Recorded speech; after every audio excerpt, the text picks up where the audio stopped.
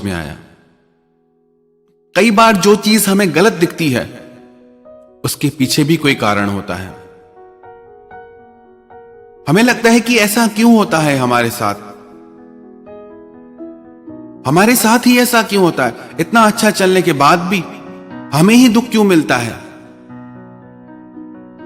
जरूर परमात्मा ने आपके लिए कुछ बेहतर सोच रखा होगा। जरूर भगवान ने आपके लिए कुछ सुंदर सोच रखा होगा। एक भक्त भगवान के मंदिर में गया और भगवान से कहने लगा कि भगवान, आप सारा दिन खड़े रह के मंदिर में थक जाते होंगे। आज ऐसा करो कि आप आज घूम के आओ कहीं, मैं आपकी जगह खड़ा हूं। भगवान बोले ठीक है, तू यहां खड़ा हो जा, पर याद रखना कोई भी अपनी शिकायत लेके आए, कुछ भी यहां हो रहा हो, पर तुम कुछ बोलना मत, बीच में मत पड़ना। वो बोला ठीक है भगवान, मैं चुप ही रहूंगा। भगवान चले गए। भगवान की जगह वो मूर्ति बन के खड़ा हो गया। थोड़ी देर में एक बहुत बड़ा व्यापारी वहां आया भगवान का दर्शन करने के लिए। जैसे ही वो झुका तो उसका पर्स वहीं गिर गया। वो वहां से चला गया।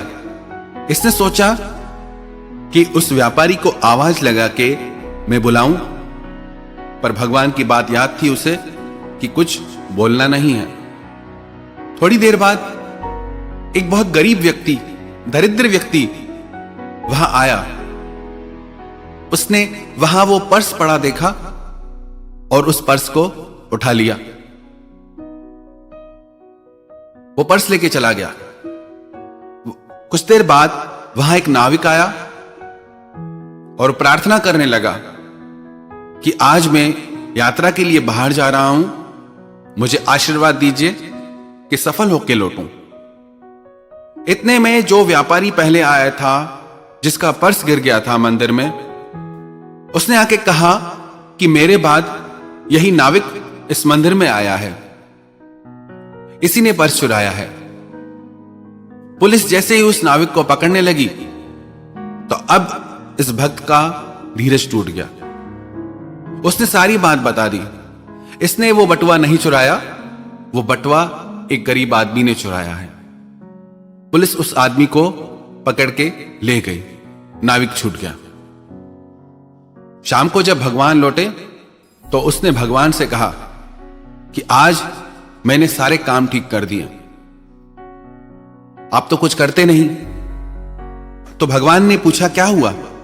उसने सारी बात बता दी। भगवान ने कहा कि मैंने सबके लिए कुछ अच्छा सोच के रखा है, पर तुमने सारा काम बिगाड़ दिया।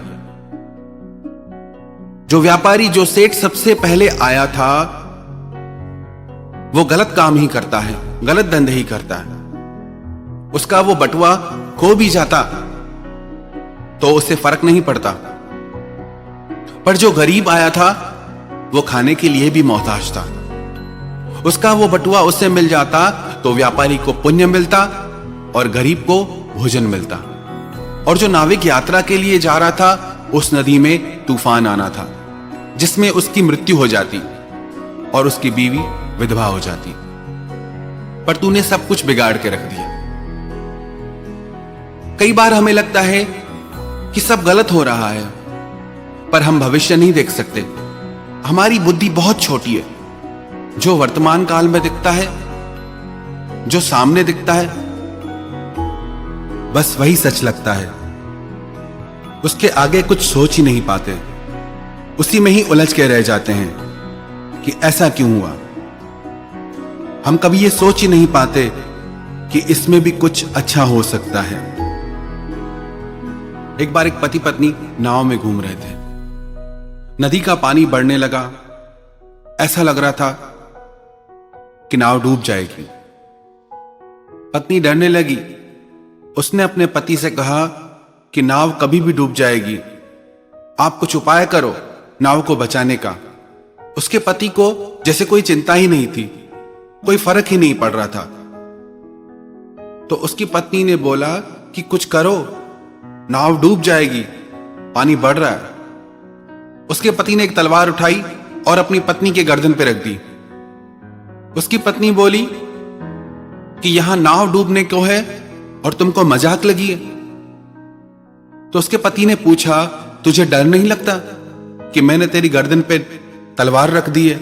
उसकी पत्नी बोली, तुम मुझे अपने प्राणों से भी अधिक प्यार करते हो, तुम क्या तलवार चलाओगे मुझ पे?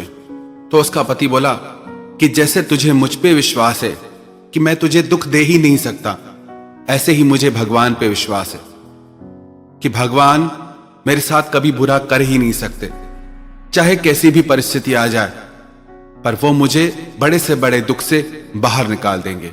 और यही विश्वास हर व्यक्ति को अपने जीवन में लाना है।